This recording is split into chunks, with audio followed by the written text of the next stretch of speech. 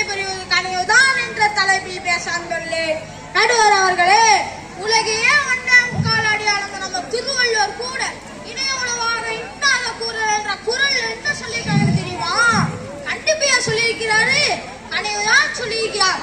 நடுவர் அவர்களே, அடியாத மாடு படியாது, அடி உதவும் போல அண்ணன் தம்பி உதவ மாட்டான்னு சொல்றதுனா வேற பொருள். நடுவர் அவர்களே, ஆமா, அதையாப்பா என்ன பத்தி சொல்ற? என்ன மாடுன்னு சொல்ல வரியா இல்ல அண்ணன் தம்பிக்கு உதவ மாட்டேன்னு சொல்றியா? அப்படி எல்லாம் இல்லை நடுவர் அவர்களே. ஒரு வகுப்பறை எடுத்துக்கோங்க. கண்டிக்கிறான அந்த மாணவன் திருத்துறானா இல்ல முதல் மதிப்பெண் நடிக்கிறானா?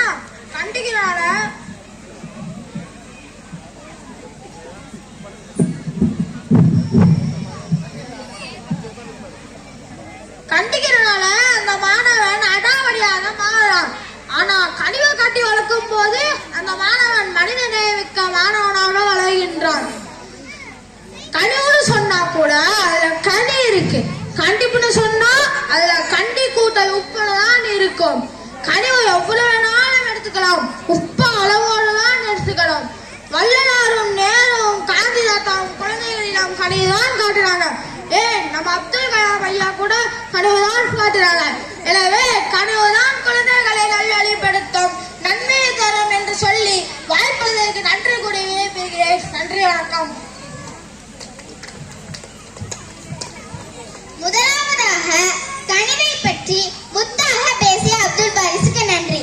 அருமையான பதிவு. கனிவில் கனி உள்ளது, கண்டிப்பில் கண்டை கூட்டல் உப்பு உள்ளது. உப்பை அளவோடுதான் பயன்படுத்த வேண்டும், ஆனால் கனிவை எவ்வளவு வேண்டுமானாலும் பயன்படுத்தலாம் என்று கனிவிற்கே புகழ் பெற்றது என்று கூறியிருக்கிறார். அது எப்படி கனிவா இருக்க முடியும்? கண்டிப்பாதானே இருக்க முடியும் என்று கூற வருகிறார் கலந்தரசின். இங்கு கூடியிருக்கும் சபையோர்களுக்கும் என் அணியிருக்கும் எதிரணியிருக்கும் என்னுடைய வணக்கத்தை தெரிவித்துக் கொள்கிறேன். நீங்க எல்லாரும் ஒண்ணு கவனிச்சிங்களா? வணக்கத்தை கூட கண்டிப்பா தான் ஐயா சொன்னாங்க. நடுவர் அவர்களே, எதிரணியிலிருந்து சொன்னாங்க கனிவுதான் மாணவர்களை நல்வழிப்படுத்தும். ஆனா நான் சொல்றேன், கண்டிப்பு தான் மாணவர்களை நல்வழிப்படுத்தும். எதிரணியிலிருந்து வந்த நண்பர் அப்துல் பாரி சொன்னாங்க, அடியாத மாடு படியாது, வினை விரித்தவன் வினையா இருப்பான், திணை விரித்தவன் திணையா இருப்பான். அடி உதவுனாலும் அண்ணன் தம்பி உதவ மாட்டானே சொல்றாங்களே, அதான் அது அவங்களுக்கு தெரியல போல. அளவுக்கு மிஞ்சினாலும் அவன் தமும் நஞ்சு இருக்கிற குரலை மறந்துட்டா சொல்றாங்க. அப்படி நினைக்கிற நடுவர் அவர்களே, எனக்கு கனிவுன்னு சொல்லும் போது ஒரு கதையை ஞாபகத்துக்கு வந்த நடுவர் அவர்களே. ஆசிரியர் வகுப்பறையில் பாடம் நடத்தி கொண்டிருந்தாங்களாம். அப்ப எல்லா மாணவர்களும் பாடத்தை கவனிச்சுட்டு இருந்தாங்களாம். ஒரு புத்திசாலி மாணவன் மட்டும் பாடத்தை கவனிக்காம அந்த வகுப்பறையில் இருந்த ஒரு பொந்தையே பார்த்துக்கிட்டு இருந்தாங்களாம். அந்த பொந்துல ஒரு எலி உள்ள போக முடியுமோ போக முடியாதான்னு தவிச்சுக்கிட்டு இருந்துச்சான். ஒரு வழியா உள்ளுக்கு போயிருச்சான், உடம்புல உள்ளுக்கு போயிருச்சான், வால் மட்டும் வெளியே நீட்டிக்கிட்டே இருந்துச்சான். அடுத்து அந்த ஆசிரியர் பாடம் நடத்தி முடிச்சதுக்கு அப்புறம் அந்த புத்திசாலி மாணவன் கேட்டாலாம், தம்பி எந்திரிப்பா, நான் நடத்தின எல்லாம் மூலையில நஞ்சிருச்சாப்பான்னு கேட்டானா. அதுக்கு அந்த புத்திசாலி மாணவன் சொன்னானா, ஐயா எல்லாம் உள்ளுக்கு நஞ்சிருச்சு ஐயா, வால் மட்டும் வெளியவே நீட்டிக்கிட்டு இருக்கு ஐயான்டான். இதுல இருந்து என்ன தெரியுதுண்டா, ஒரு மாணவன் கண்டிப்பு இல்லாமல் நல்வழிப்படுத்த மாட்டான் என்று ஆணித்தரமாக கூறுகிறேன்.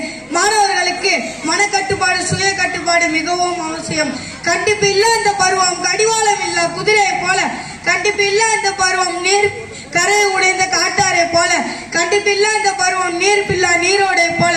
எதிர்காலங்களில் மாணவர்கள் நல்லவரா ஆவது தீயவரா ஆவது நிச்சயிக்கப்படுகிறது. எனவே மாணவர்கள் நல்வழிப்படுத்துவது கண்டிப்பு தான், கனிவு இல்லை கண்டிப்பு தான் என்று கூறி விடைபெறுகிறேன். நன்றி, வணக்கம். கண்டிப்பை கரராக புதிய வைத்த என் பள்ளி மாணவனுக்கு நன்றி. அடுத்ததாக கனிவு பற்றி பேச வருகிறார் கைசர் ஜஹான். அனைவருக்கும் வணக்கம். மாணவர்களாகிய எங்களுக்கு தன்னம்பிக்கை ஊட்டும் என் பள்ளியின் தலைமை ஆசிரியருக்கும் மாணவர்களின் முன்னேற்றத்தையே பெரும் பணியாக கொண்ட ஆசிரியர் அவர்களுக்கும் மாணவர்களாகிய எங்களை வளர்க்க கஷ்டப்படும் பெற்றோருக்கும் என் அணியினருக்கும் எதிரணியினருக்கும் எங்கள் உரையை பார்க்க வந்திருக்கும் உங்கள் அனைவருக்கும் என் மாலை வணக்கத்தை தெரிவித்துக் கொள்கிறேன். ஒரு மாணவனை நல்வழிப்படுத்த பெரிதும் உதவுவது கனிவுதான், கண்டிப்பில்லை நடுவரவர்களே. கண்டிப்பான ஆசிரியரிடமும் பெற்றோரிடமும் தன்னோட சந்தேகத்தை முன்வைக்க 5000 முறை யோசிப்பாங்க.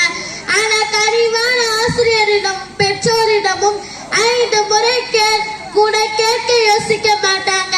கனிவுக்கு உதாரணமா நம்ம பள்ளிக்கூடத்தையே சொல்லலாம். நம் பள்ளியின் தலைமை ஆசிரியரும் மாணவர்களிடம் காட்டும் கனிவும் பெற்றோரிடம் காட்டும் கனிவு தான் இந்த சுற்று வட்டாரத்தில் உள்ள ஊராட்சி ஒன்றிய தொடக்க பள்ளியில் நமது பள்ளியில் அதிக அளவிலான 108 மாணவர்கள் சேர்த்துள்ளனர். இதற்கு கனிவுதான் காரணம். நடுவர் அவர்களே, ஒரு ஆசிரியர் நல்ல இயல்புகளை பட்டியலிடும் இலக்கண நூல் நன்னூல். அதுல என்ன சொல்றாங்க? எல்லார்கிட்டையும் கண்டிப்போட நடந்து கொண்டும் சொல்றாங்க. இல்லவே இல்லை, கண்டிப்போடு நடந்து கொண்டு பிறரை அச்சம் கொள்ளும் செய்யும் பயத்தை, அதாவது மற்றவர்களிடம் நம்ம கண்டிப்பா நடந்துகிட்டு ஏற்படுகின்ற பயத்தை தவிர்க்கணும்னா சொல்றாங்க. எந்த இடத்திலும் கண்டிப்பு தேவை என்கிற சொல்லாட்சி தேவையில்லை என்கிற போது எதிர்கால பாரதத்தை உருவாக்கும் மாணவர்களுக்கு கண்டிப்பு தேவையா? நடுவர் அவர்களே, வீட்டிலும் பள்ளியிலும் மிகுந்த கண்டிப்போடு வளர்க்கப்படும் குழந்தைகளே பிற்காலத்தில் தீவிர நடத்தை பிரச்சனைக்கு ஆளாகின்றனர் என்று உளவியல் நிபுணர் கூறுகின்றனர். உதாரணமா, லட்சக்கணக்கான மக்களை கொன்ற ஹிட்லர் கூட சிறு வயதிலே மிகுந்த கண்டிப்புக்கு உள்ளானார் என்று சொல்றாங்க. எனவே தான் ஆசிரியர் மற்றும் பெற்றோர்கள் மாணவர்களிடம் கனிவையே காட்ட வேண்டும் என்று கூறி மாணவர்களிடம் நல்வழிப்படுத்துவது கனிவுதான் என்று கூறி விடைபெறுகிறேன். நன்றி, வணக்கம். கனிவை பற்றி நல்ல கனிவாவே சொல்லிட்டு போயிட்டாங்க. அடுத்ததாக கண்டிப்பு பற்றி பேச வராங்க சஹானா. வாங்க, உங்க தரப்பு வாதத்தை முன்னெடுத்து வைங்க. நடுவர் அவர்களே, அம்மாவோட கண்டிப்பால் அனுபவத்தை பெறலாம், அப்பாவோட கண்டிப்பால் அந்தஸ்தை பெறலாம், அண்ணனோட கண்டிப்பால் அடக்கத்தை பெறலாம், தாத்தாவோட கண்டிப்பால் நல்ல நடத்தை பெறலாம் என்று மாணவர்கள் எங்களுக்கு கண்டிப்பையே ஒழுக்கத்திலும் என கூறி என்னுடைய வணக்கத்தை தெரிவித்துக் கொள்கிறேன். சூரியனை போல பிரகாசிக்க வேண்டும், ஆனால் முதலில் சூரியனை போல எரிய வேண்டும் என்று அப்துல் கலாம் ஐயா கூட்டி, சூரியன் மாணவர்களே எரிய வேண்டும் என்பதை ஐயா கண்டிப்பிரியல் காலம் அது பிரகாசமான எதிர்காலத்தை குறிக்கும். தந்தை பெரியார் வைக்கும் வீரர் பகுத்தறி பகலவன் அப்படி எண்ணம் தெரியும். ஆனால் அவங்க எல்லாரும் கண்டுபிடித்தவர் என்பது இங்கே இருக்கு. என் மாணவர்களுக்கும் என் எதிரினைக்கும் தெரிவித்துக் கொள்ள ஆசைப்படுகிறேன். ஏன்னா பெரியார் நடத்திய அனைத்து போராட்டங்களுக்கும் கண்டிப்பு சார்ந்ததான் இருந்தது. கண்டிப்புன்னு சொல்றது ஒரு செயலை செய்யும் போது நல்லது கெட்டது அப்படிங்கிறது முடிப்பதுதான் நடுவர்களே. உதாரணமாக, தீய தொட்டா சுடும் பெற்ற குழந்தையிடம் சொன்னது, பிறகும் அந்த குழந்தை தீய தொட ஆசைப்படும். ஆனால் அதே அந்த தாய் கண்டிப்போடு சொல்லி இருந்தால் தீயினால் ஏற்படும் பிரச்சனை பாதிப்பிலிருந்து தப்பிச்சுக்கலாம் அல்லவா? நடுவர்களே, மதுபான கடையில், பள்ளி, கோயில், மருத்துவமனை போன்ற பொது இடங்கள் அருகில் இருக்கக்கூடாது என்று சட்டம் இருக்கின்றது. ஆனால் அதை யார் பின்பற்றி இருக்கின்றாரோ அதுவே கண்டிப்போர் போராட்டம் நடத்தும் போது அந்த பிரச்சனைக்கு தீர்வு கிடைப்பது உண்மைதானே நடுவர்களே? நான் ஒன்று கூற விரும்புகிறேன் நடுவர்களே. ஒரு வீட்டில் அப்பா அவரோட மகன் கிட்ட ஃபேன் போட்டா ஆஃப் பண்ண மாட்டியா, தண்ணி சொட்டிக்கிட்டே இருக்கு, குழாய் ஆஃப் பண்ண மாட்டியா, ஆஃப் பண்ண திட்டிகிட்டே இருந்தான். அந்த பையனுக்கு என்ன எப்ப பார்த்தாலும் அப்பா திட்டிக்கிட்டே இருந்தாலும் தோணுச்சான். ஒரு நாள் அவன் மகனுக்கு இன்டர்வியூ வந்துச்சா. நம்மளுக்கும் இவ்வளவு பெரிய கம்பெனியில் வேலை கிடைக்குமான சந்தேகத்தோட சென்றானா. கேட் வாயில் தண்ணி குழாய் சொட்டிக்கிட்டே இருந்துச்சான். ஆஃப் பண்ணிட்டு உள்ளே போனானா. எல்லாரும் அவன் இருக்க எல்லாம் வந்தானா. இவனும் அவன் தானா. எல்லாரும் இன்டர்வியூ முடிச்சுட்டு வெளியே போனானா. இவன் உள்ளே போகும்போது வெறுக்கமே தலையிலா இருந்துச்சா. சரி செஞ்சுட்டு உள்ளே போகும்போது ஆளே இல்லாத ரூம்ல ஃபேன் லைட் எரிஞ்சிட்டு இருந்துச்சா. எல்லாத்தையும் ஆஃப் பண்ணிட்டு உள்ளே போனானா. யூ ஆர் யூ செலக்ட் என்று சொன்னாங்களாம். நம்மளும் எப்படி செலக்ட் ஆனான்னு கேட்டானா. அதற்கு அந்த மேனேஜர், நீங்க செய்த செயல்கள் எல்லாம் கேமராவில் பார்த்தோம் என்று சொன்னாங்களாம். உடனே அவன் அப்பா கணிச்சதை நினைச்சு பார்த்தானாம். அவனுக்கு கண்டிப்பு இருந்தால்தான் உயர்ந்த பதவிக்கு சென்றான். ஆகவே நடுவர்களே, கண்டிப்புதான் ஒரு மனிதனை உயர்ந்த பதவிக்கு அழைத்து செல்லும், கண்டிப்புதான் ஒரு மனிதனை நல்வழிப்படுத்தும் என்று கூறி விடைபெறுகிறேன். நன்றி, வணக்கம். சபாஸ், சரியான போட்டி. கண்டிப்பா வளர்த்த குழந்தை தான் பின்னாடி உள்ள காலத்துல நல்லா வாழ்றானே. கதை மூலம் கூறிய தோழி சஹானாக்கு வாழ்த்துக்கள். அடுத்ததாக கனிவு பற்றி பேச வருகிறார் சைகான். அவையோர் அனைவருக்கும் வணக்கம். நாங்கள் பாடி திரியும் பட்டு வண்ணத்து பூச்சி, பறந்திரியும் வண்ண பறவைகள். நடுவர் அவர்களே, எங்களை சுதந்திர காற்றில் சுவாசிக்க விட்டால் தானே சுவாசிக்க முடியும். தண்டனையை நாம் தகர்த்தெறிவோம். நாளை உலகம் எங்கள் கையில் என்பதனை அறிவோம்.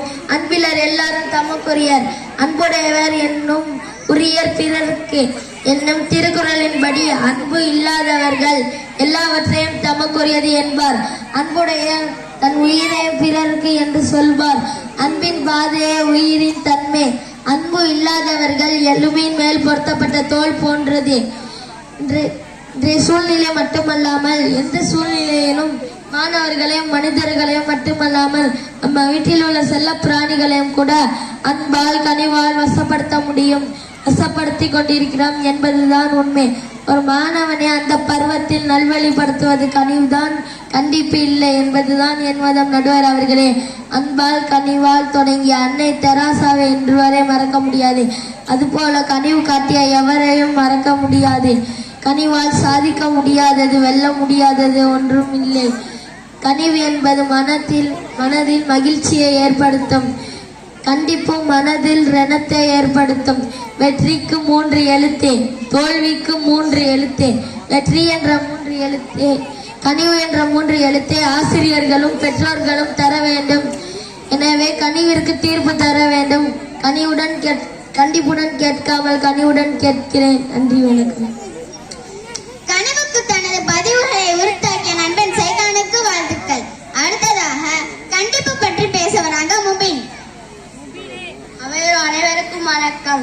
கனிவுதான் சிறந்தது, கனிவுதான் சிறந்தது என்று எதிரணி நண்பர்கள் கூறினாங்களே, அவங்க கிட்ட நான் கேட்கிறேன் நடுவர் அவர்களே, கனிவா சொன்னா யார் கேட்கிறா? கண்டிப்பா சொன்னாதான் எல்லாரும் கேட்கிறாங்க.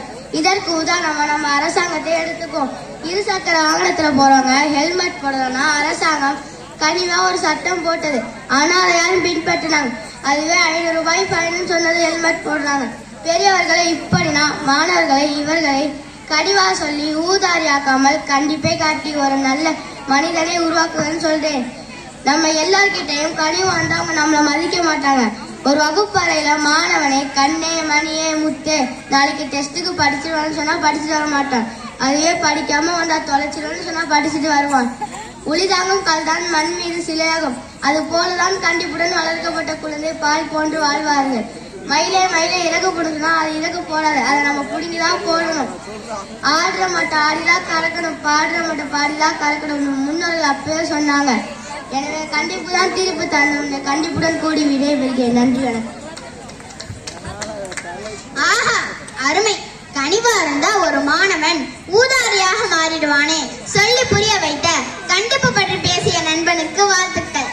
இந்த 2 அணியின் கனிவு அணியாகட்டும் கண்டிப்பு அணியாகட்டும் எல்லாரும் புரிந்து கொள்ளும் வகையில் எனது நண்பர்கள் அருமையாக கூறியுள்ளனர். இவர்களின் கருத்துக்களை கேட்ட பிறகு எனக்கு எந்த அணிக்கு தீர்ப்பு கொடுப்பது என்ற ஐயம் ஏற்பட்டு விட்டது. இப்பொழுது எனக்கு ஒன்று தெளிவாகிவிட்டது. அது என்னன்னா, கனிவு அணிக்கு கொடுப்பதா கண்டிப்பு அணிக்கு கொடுப்பதா என்று 2 அணியின் வாதமும் அனல் பறக்கும் வாதம் போல இருந்தது. கனிவு அணியின் சிறந்த உதாரணங்களுக்கு கண்டிப்பு அணியின் உதாரணம் சரிசமமாக இருந்தது. நல்ல மதிப்பெண் மட்டும் ஒரு மாணவனை உயர்த்தி விட முடியாது. ஒரு மாணவன் உயர ஒரு நல்ல பேச்சாற்றல் தேவை. பேச தெரிந்த பிள்ளை தான் பிழைக்க தெரிந்த பிள்ளை. பேச தெரிந்த பிள்ளை தான் ஜெயிக்கக்கூடிய பிள்ளை. எறும்பு தோலை உறுத்து பார்க்க யானை வந்ததரா? என் இதய தோலை உறுத்து பார்க்க ஞானம் வந்ததரா? வாழ்வென்றும் தாழ்வென்றும் பழமென்றும் சரிவென்றும் சக்கரம் சுத்துதே, அதுலதான் என் சரித்திரம் நடக்குது. அதாவது வரலாற்று பதிவு. யாருக்கும் வாழ்வுண்டு, அதற்கு ஒரு நாள் உண்டு. வாழ்க்கையிலே மாணவர்கள் உயர கனிவும் கண்டிப்பும் நம்ம கண்கள் போல, இரவும் பகலும் போல, ஒரு நாணயத்தின் 2 பக்கங்கள் போல பிரிக்க முடியாதது, சுபத்துக்கமானது எப்படி வாழ்க்கையிலே பின்னி பிணைந்து 2 கலந்து இருக்குதோ அது போலதான் கனிவும் கண்டிப்பும். கனிவான கண்டிப்பு கணிசமான ஏற்றத்தை தர முடியும் வாழ்க்கையிலே. கண்ணின் மணி போல மணியின் நிழல் போல கலந்து பிறந்தோமடா, இந்த மன்னம் கடல் வானும் மறைந்து முடிந்தாலும் மறக்க முடியாதடா, உறவை பிரிக்க முடியாதடா. கண்ணின் மணி போல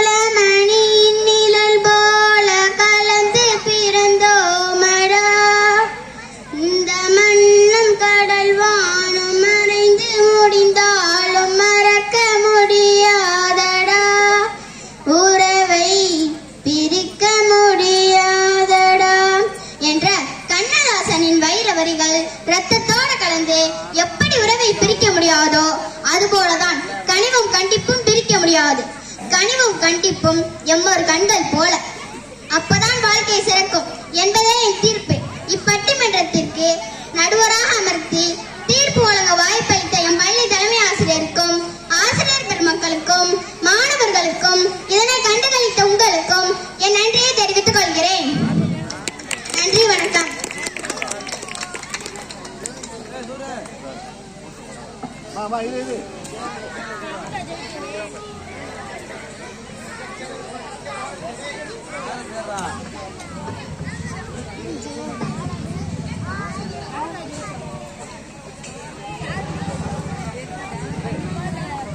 English dialogue with the balloon man. ஆமா நடுவர்